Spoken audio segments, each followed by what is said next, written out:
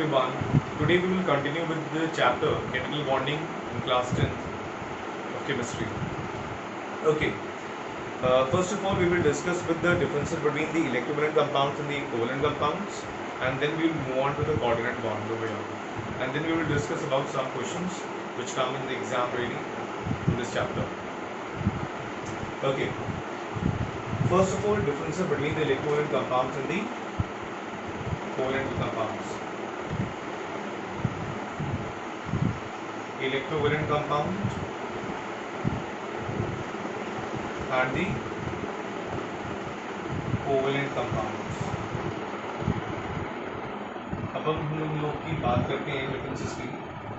अगर डिफरेंसेस की बात करें इन दोनों कंपाउंड्स के बारे में, अगर डिफरेंसेस की बात करें तो इनका कंस्टिट्यूएंट्स अगर हम लोग देखें ये किससे बने हुए होते हैं, these its constituents are ions. ये आयन से बने हुए होते हैं। कोवेलेंट कंपाउंड्स हैं, इनके कंस्टिट्यूएंट्स क्या हैं, मॉलिक्यूल्स। साथ ही साथ में इनमें जो फोर्सेस ऑफ अट्रैक्शंस लगते हैं, फोर्स जो इसमें लग रही है, force of attraction between the ions is the electrostatic force. Electrostatic force. और इसमें जो फोर्सेस लगती है मॉलिक्यूल्स के बीच में, एक मॉलिक्यूल से दूसरे मॉलिक्यूल के बीच में, वो हमारी लगती है वैन डर वाल्स फोर्सेस। अब देखो यहाँ पे जो फोर्सेस इलेक्ट्रोस्टैटिक फोर्स लगती है वो नेगेटिव और पॉजिटिव आयंस के बीच में लगती है, सही है। तो ये फोर्स कैसी है, ज़्यादा स्ट्रॉन्ग है। और ये मॉलिक्यूल मॉलिक्यूल के बीच में लग रही है, यहाँ पे सेपरेशन चार्ज तो है ही नहीं यहाँ पे, तो यहाँ पे ये फोर्स कैसी है, वीक है as compare to this force, electrostatic force. अब यहाँ पे जो कंपाउंड्स होते हैं, अब देखो स्ट्रॉन्ग फोर्सेस है, इन्हीं के बेसिस पे हम लोग यहाँ पे टोटल जो बातें होंगी हम लोग की इन्हीं के बेसिस पे होंगी यहाँ पे। अब इलेक्ट्रोवेलेंट कंपाउंड्स का अगर स्ट्रक्चर हम लोग देखें तो यहाँ पे क्रिस्टलाइन हार्ड सॉलिड्स होते हैं, क्रिस्टलाइन हार्ड सॉलिड्स। अगर कोवेलेंट कंपाउंड से अगर बात करें तो ये हमारे पाए जाते हैं in form of gaseous, liquids and soft solid. मैंने कहा अभी ये क्रिस्टलाइन हार्ड सॉलिड्स होते हैं एंड ये कैसे पाए जाते हैं, in the form of soft solids, liquids and in the gaseous form. सही है, ये तो उनके बारे में हो गया, इनके स्ट्रक्चर के बारे में। अब हम लोग बात करेंगे इन टर्म्स ऑफ वोलेटिलिटी। हाँ, वोलेटिलिटी। अब देखो ये कंपाउंड्स हमारे जो होते हैं ना, ये are non volatile. Non volatile क्यों, क्योंकि strong electrostatic forces of attraction है, वो आयंस को होल्ड करे रहेगी। यहाँ पे B van der Waals forces हैं, तभी ये हमारे are they are more volatile. More volatile लेकर हम लोग कह सकते हैं simply they are volatile and these are non volatile.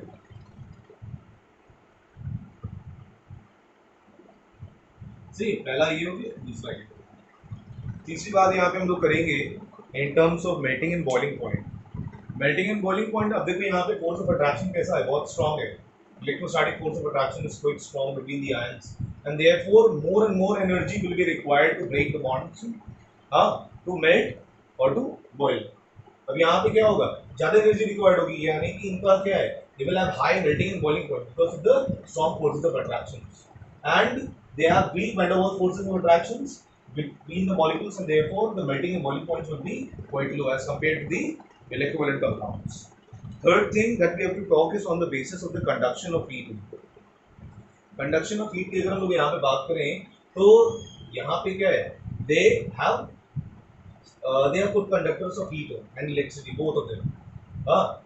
In electricity अभी मैं बात करता हूँ, पहले हीट की मैं बात कर लेता हूँ। They are good conductors of heat और दे आर पुअर और बैड कंडक्टर्स ऑफ हीट। अब इलेक्ट्रिसिटी में थोड़ा रुक गया था, मैं बताता हूँ इलेक्ट्रिसिटी में क्यों रुक गया था।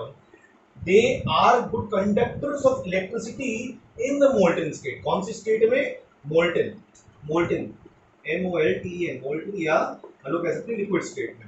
मोल्टन या लिक्विड स्टेट में क्या हो जाता है, यहाँ पे जो हार्ड सॉलिड है, क्रिस्टलाइन हार्ड सॉलिड है, मोल्टन और लिक्विड स्टेट में क्या हो जाता है, इसलिए आयंस उसमें फॉर्म हो जाएंगे।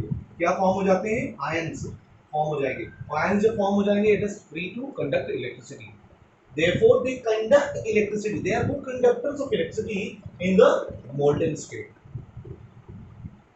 इसीलिए they can even undergo the process of electrolysis, सही है ना। and they act as electrolytes even. So yeah, electrolysis process इनसे आसानी से हो सकता है. That is the passage of on the passage of electric current they dissociate into its atoms and they conduct electricity. अगर हम लोग कोवलेंट कंपाउंड से अगर हम यहाँ पे बात करें तो हम लोग बात कर रहे थे इन टर्म्स ऑफ इलेक्ट्रिसिटी. सो उनके अंदर क्या होते हैं, मॉलिक्यूल्स होते हैं, चाहे वो लिक्विड में रहे, चाहे गैसियस में रहे, चाहे वो हमारे सॉफ्ट सॉलिड्स हो, कैसे भी हो, molecules he they are constituents is molecules and therefore they are not going to conduct electricity in either of the states. अब हम लोग आगे बात करते हैं इलेक्ट्रोलिसिस पे बात कर रहे थे. अब देखो इलेक्ट्रिसिटी कंडक्ट नहीं करते हैं, कोई भी स्टेट में नहीं कर रहे हैं, and therefore they will not be electrolyzed. Solubility in water की बात अगर हम लोग करें, solubility in water, अब देखो ये है the electrolyte compounds will be soluble in water. Soluble water क्यों होता है, क्योंकि वाटर हमारा डाइलेक्ट्रिक कांस्टेंट काफी हाई होता है.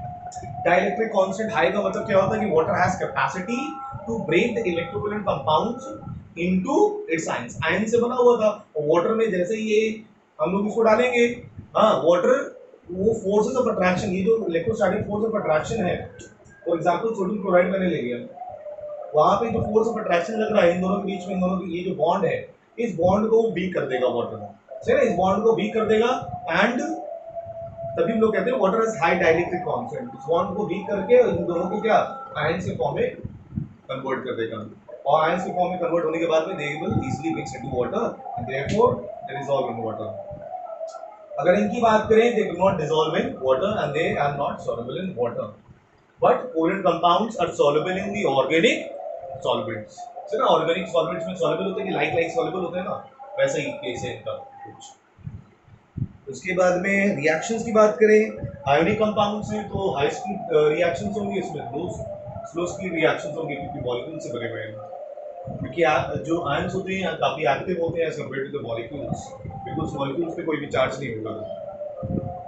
Dissociation and ionization, this thing I am going to tell you now. What is dissociation and ionization, मैं बताता हूँ. डिसोसिएशन क्या होता है, आयनाइजेशन क्या होता है. डिसोसिएशन होता है सेपरेशन ऑफ चार्जेस, यानी कि इलेक्ट्रोलाइट कंपाउंड किसका बना था, आयन से बना था, और ये क्या होते हैं डिसोसिएट होकर के आयन फिर से फॉर्म कर सकते हैं, यानी कि सेपरेट कर देते हैं. आयन से बना था, बाद में फिर से सेपरेट हो जाएगा into its ions, and therefore they undergo electrolytic dissociation, यानी कि इलेक्ट्रिसिटी पास करने पे वो आयंस में फॉर्म नहीं होंगे. फॉर्म हम लोग वर्ड यहाँ इस्तेमाल नहीं करेंगे, they are separated into ions. सभी लोग कहते हैं डिसोसिएट करना, टूटना. चलिए इलेक्ट्रोलाइटिक डिसोसिएशन यानी कि इलेक्ट्रिसिटी डालने पे they will separate into ions. अगर हम लोग बात करें आयोनाइजेशन की, यहाँ पे बात करते हैं तो दे अंडरगो आयोनाइजेशन. आयोनाइजेशन का मतलब हो गया दे फॉर्म आयंस, यानी कि मॉलिक्यूल से क्या फॉर्म हो जाएगा, आयन फॉर्म हो जाएगा on the passage of electricity, and this process is called as ionization. This process is called as ionization. और डिसोसिएशन क्या होता है, इलेक्ट्रोलाइट कंपाउंड्स में जब हम लोग क्या करेंगे, इलेक्ट्रिसिटी डालेंगे तो वो सेपरेट हो जाएंगे अपने आयंस में. पहले भी आयन से बने हुए तो बाद में सेपरेट हो जाएंगे आयंस में, so that is called electrolytic dissociation. So that was all about the differences between the equivalent compounds and the covalent compounds. Now we will start with the topic coordinate bond. यहाँ पे coordinate bond लोग यहाँ पे topic start करते हैं.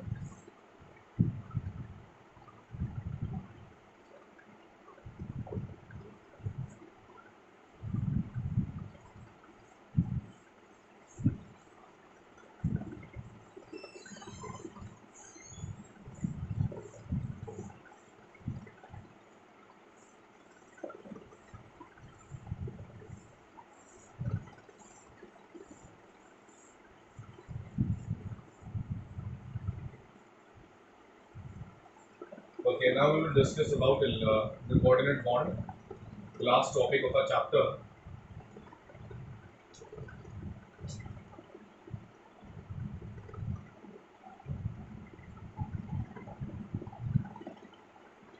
अब देखो coordinate bond क्या होता है.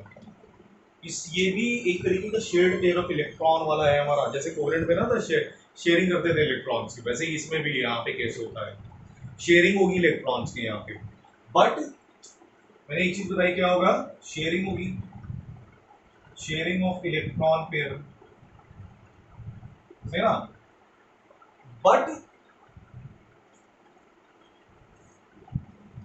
बोथ इलेक्ट्रॉन्स, मैंने वर्ड लिखा है यहाँ पे, बोथ इलेक्ट्रॉन्स, यानी कि जो शेयर्ड पेयर होता क्या था कोवेलेंट बॉन्ड में, एक इलेक्ट्रॉन में आप, मैं इस एटम से शेयर करा रहा हूँ, एक इस एटम से शेयर कर रहा हूँ, दोनों बराबर से वहाँ पे शेयर कर लेते थे, सही ना। इलेक्ट्रॉन्स वहाँ पे शेयरिंग होती थी, वहाँ पे इलेक्ट्रॉन्स की, सही ना। एक एटम ये शेयर करता था, एक दूसरा एटम, यानी कि बराबर से वहाँ पे शेयरिंग होती थी, म्यूचुअल शेयरिंग होती थी। अब यहाँ पे क्या है कि यहाँ पे शेयरिंग ऑफ इलेक्ट्रॉन तो हो रहा है, but both electrons are coming from one atom, एक ही एटम से दोनों के दोनों इलेक्ट्रॉन्स में आ रहे हैं। यानी कि यहाँ पे मैंने तुम लोग को बताया था पिछली बार में लोन पेयर, लोन के बारे में बताया था। वहां पे जैसे कि लोन पेयर था ऑक्सीजन में, वहां पे लोन पेयर बच जाता था ना। सही से थोड़ा बनाता हूँ, तुम लोग को समझ में आएगा।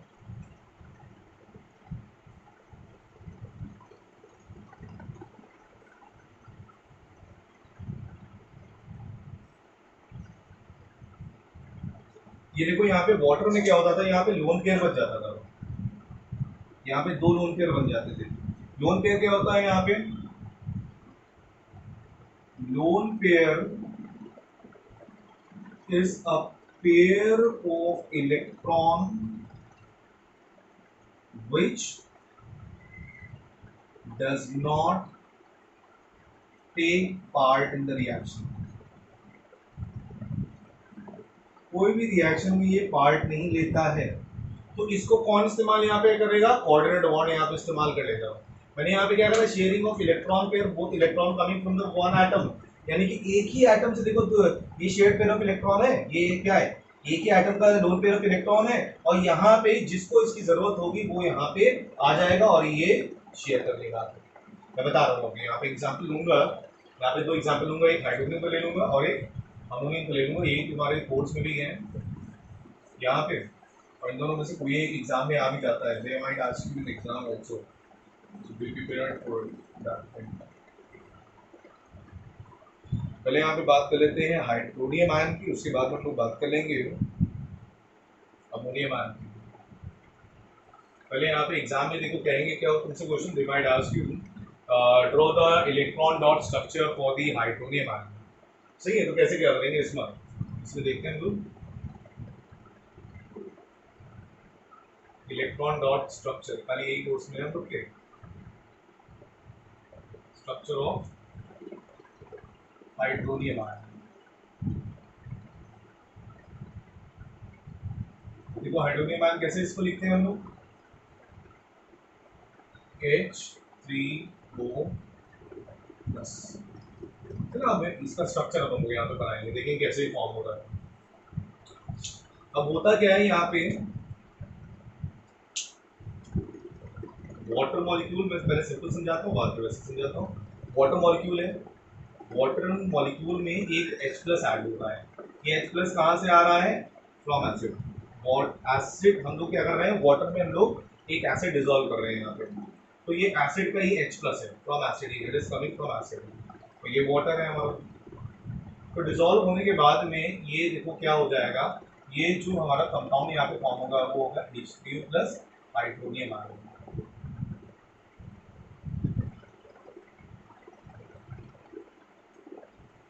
हाइड्रोनियम आयन फॉर्म होगा। सर इस तरीके से हम लोग इसको समझेंगे। अब देखो यहाँ पे वाटर है, इसके इलेक्ट्रॉन डॉट स्ट्रक्चर यहाँ पे बनेगा, वाटर का इलेक्ट्रॉन डॉट स्ट्रक्चर HOH, कैसे बनाते हैं, क्रॉस इसका ये और ये। वाटर का याद है ना, मैंने बताया था तुम लोग को, ये लोन पेयर ऑफ इलेक्ट्रॉन से यहाँ पे बनता है, ये लोन पेयर ऑफ इलेक्ट्रॉन और एक ये lone pair of electron. Hydrogen का डबलेट, हाइड्रोजन का डबलेट, ऑक्सीजन का ऑक्टेट कंप्लीट हो गया यहाँ पे, सही है, ये वाटर मॉलिक्यूल हो गया। अब यहाँ पे H+ मुझे बनाना है, यहाँ पे ये H+ कहाँ से मिल रहा है, फ्रॉम एसिड, यहाँ पे नीचे लिख भी देंगे हम लोग, we are getting this from acid, ये लिख देंगे, सही है। इलेक्ट्रॉन डॉट स्ट्रक्चर हम लोग इसका कंप्लीट करते हैं। अब देखो यहाँ पे H1+ होता है, ये H+ लिख दूँ या 1+ लिख दूँ, that means the same thing over here, सही है। तो यहाँ पे H1+ होता है, H1+ का मतलब क्या होता है, यानी कि एक इलेक्ट्रॉन ये अपना दे चुका है। हाइड्रोजन के पास में खुद एटॉमिक नंबर क्या होता है, 1 होता है, यानी कि एक ही इलेक्ट्रॉन होता है, जिसका एक ही इलेक्ट्रॉनिक कॉन्फ़िगरेशन है, एक ही इलेक्ट्रॉन है, वो अपना एक इलेक्ट्रॉन अपना दे देता है, और एक इलेक्ट्रॉन देने के बाद में क्या बन रहा है, H1+ बन रहा है। यानी कि हाइड्रोजन के पास में एक भी इलेक्ट्रॉन उसके शेल में नहीं है, it has 0 electrons over here in its shell. यानी कि एक भी इलेक्ट्रॉन नहीं है, तो वो अपना डबलेट कंप्लीट करने के लिए क्या करेगा, ये हाइड्रोनियम, ये H+ आयन, ये एक जो लोन पेयर है उसको शेयर कर लेगा।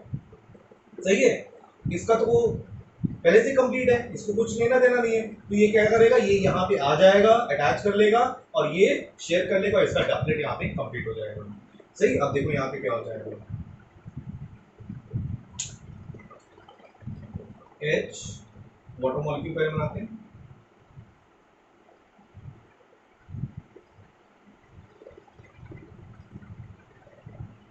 और यहाँ पे ये H अपने आप को अटैच कर लेगा। सही है, अब देखो यहाँ पे इसने अटैच कर लिया अपने आप को, और पूरे पे ये प्लस चार्ज आ जाएगा।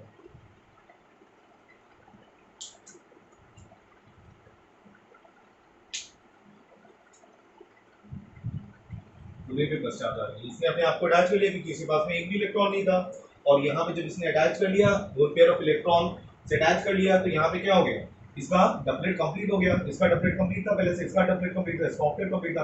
अब इसने शेयर कर लिए हैं कौन से इलेक्ट्रॉन्स, ये कोऑर्डिनेट बॉन्ड बना लेगा। यहाँ पे मैंने बताया था ना, both electrons coming from the same atom, सही है ना, तो ये हमारा यहाँ पे कोऑर्डिनेट बॉन्ड इसने बना लिया है, इसको हम लोग यहाँ पे थोड़ा सा रिप्रेजेंट कर देते हैं अच्छे से। H, ये तो हमारा क्या हुआ, single covalent bond, single covalent bond, और ये यहाँ पे हमारा कोऑर्डिनेट बॉन्ड है ना, और यहाँ पे हम लोग दिखा देंगे कि ये इससे शेयर हो गई है यहाँ पे, और ये बॉन्ड का कैसा बना है, coordinate covalent bond.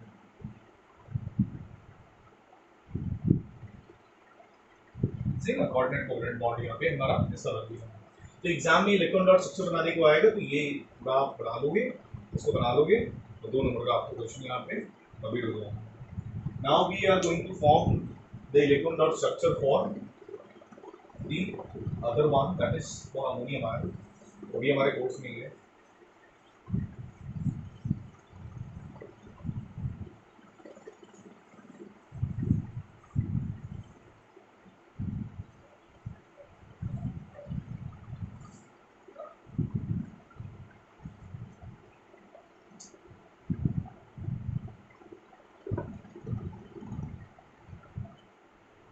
Ammonium ion,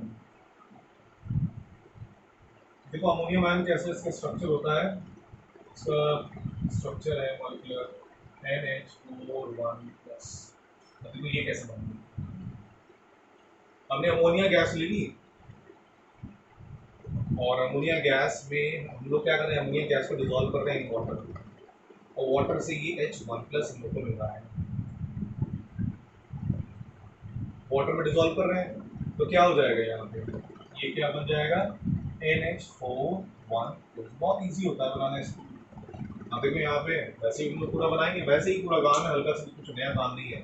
वहाँ पे H+ कहाँ से आ रहा था, एसिड से आ रहा था हाइड्रोजन आयन में, यहाँ पे अमोनियम आयन में किससे आ रहा है, वाटर से आ रहा है, मतलब अमोनिया गैस को वाटर में डिजोल्व करा रहे हैं यहाँ पे। ओके शुरू करते हैं। पहले तो अमोनिया, अमोनिया तो हम लोग बना ही चुके हैं, कोवलेंट बॉन्ड में बनाया था अमोनियम, वैसे बनाएंगे आगे। 2 लोन पेयर ऑफ इलेक्ट्रॉन्स, एक हाइड्रोजन हाइड्रोजन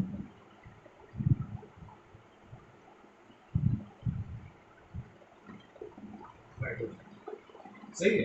ये हमारा किसका हो गया, अमोनिया का हो गया यहाँ पे, इससे H+ अटैच होने लगा,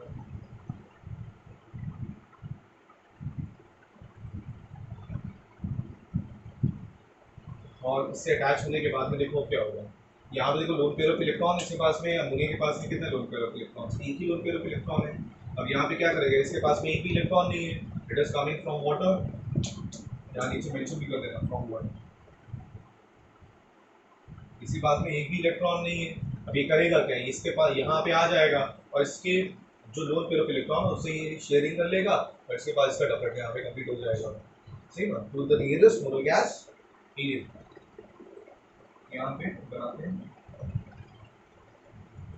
थोड़ा साफ बनाना जब भी बनाना, टीचर को भी समझ में आना चाहिए, उसी के लिए हम लोग कर ही रहे हैं सब कुछ, टीचर को समझाने के लिए।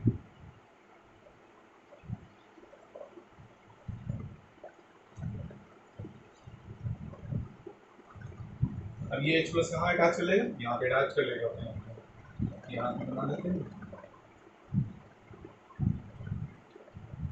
और पूरे पे एक प्लस साइन, तो ये इसको सिंपलीफाइड वे में बना लेते हैं। यहाँ पे 10 single covalent bond, single covalent bond, single covalent bond and one coordinate bond, ये हमारे यहाँ पे कंप्लीट हो गया। तो यहाँ पे बॉन्डिंग कैसी है हमारी, कोऑर्डिनेट कोवेलेंट बॉन्ड, ठीक ना, कोऑर्डिनेट कोवेलेंट बॉन्डिंग, बस तो ये हमारा यहाँ पे कंप्लीट हो गया है।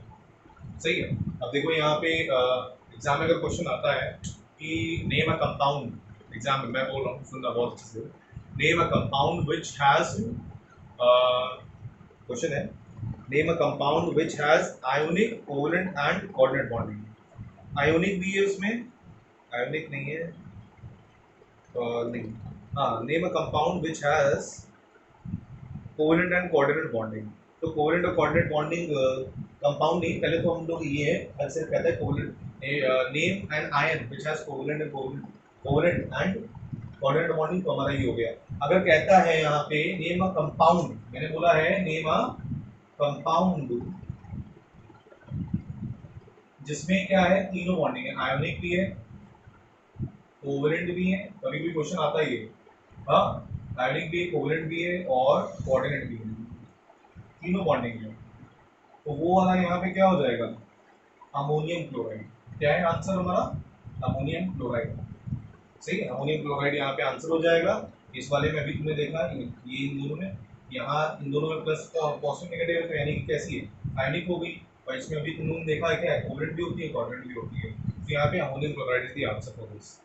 ठीक, कभी कभी इस टाइप क्वेश्चन आ जाता है एग्जाम में। अब कुछ क्वेश्चन हम लोग यहाँ पे इसके कर लेते हैं। क्वेश्चन कह रहा है मुझसे, fill in the blanks from the choices in brackets the compound that does not have a lone pair of electrons। अब यहाँ पे तुम लोग को तीन ऑप्शन दे रखे हैं, बताता हूँ मैं, यहाँ पर तीन ऑप्शन है। अब देखो पहला ऑप्शन है वाटर, अमोनिया और फिर अमोनियम क्लोराइड, वाटर, अमोनिया और अमोनियम क्लोराइड, कौन सा, एंड कार्बन टेट्राक्लोराइड, ये चार ऑप्शन है और इनमें से सही ऑप्शन बताना है। क्वेश्चन कह रहा है यहाँ पे fill in the blanks from the choices in the bracket the compound that does not have a lone pair of electrons। इनमें से किसके पास में लोन पेयर ऑफ इलेक्ट्रॉन्स नहीं है, इसके पास में अगर देखो तो दो लोन पेयर ऑफ इलेक्ट्रॉन्स होते हैं, इसके पास में एक लोन पेयर ऑफ इलेक्ट्रॉन है, और ये कैसा है, यहाँ पे एक भी यहाँ पे लोन पेयर ऑफ इलेक्ट्रॉन नहीं होता है, तो यानी कि ये हमारा आंसर होगा, it does not have any lone pair of electrons. फिर क्वेश्चन है हमारा, name a compound which has ionic, coordinate and covalent bonding, मैंने बताया था अभी, तो आंसर इसका क्या हो जाएगा, ammonium chloride. So the next question is, draw an electron dot structure to show the formation of ammonium ion। Ammonium ion का मैंने अभी बताया था तुम लोग को, अमोनिया प्लस H प्लस, और वहाँ पे क्या था हमारा, अमोनियम आयन फॉर्म हो गया, इलेक्ट्रॉन डॉट स्ट्रक्चर उसका बना लेना। फिर क्वेश्चन है यहाँ पे, draw the electron dot structure to show the formation of each of the following compounds। Methane, methane का मैंने बताया था तुम लोग को, कोवेलेंट बॉन्डिंग होती है इसमें, मैग्नीशियम क्लोराइड आयनिक बॉन्डिंग होती है, इसके भी बना लेना तुम लोग। Draw the state the type the bonding in each of the following molecules. Water and calcium oxide, water में कैसी बॉन्डिंग होती है, एक पोलर कोवेलेंट कंपाउंड है या कोवेलेंट बॉन्डिंग होगी इसमें, ये सब याद रखना, पोलर कोवेलेंट बॉन्ड है और यहाँ पे नॉन पोलर कोवेलेंट बॉन्ड है, ये सब याद कर लेना। और कैल्शियम ऑक्साइड इसमें कौन सी बॉन्डिंग होती है, हमारी आयनिक बॉन्डिंग होती है।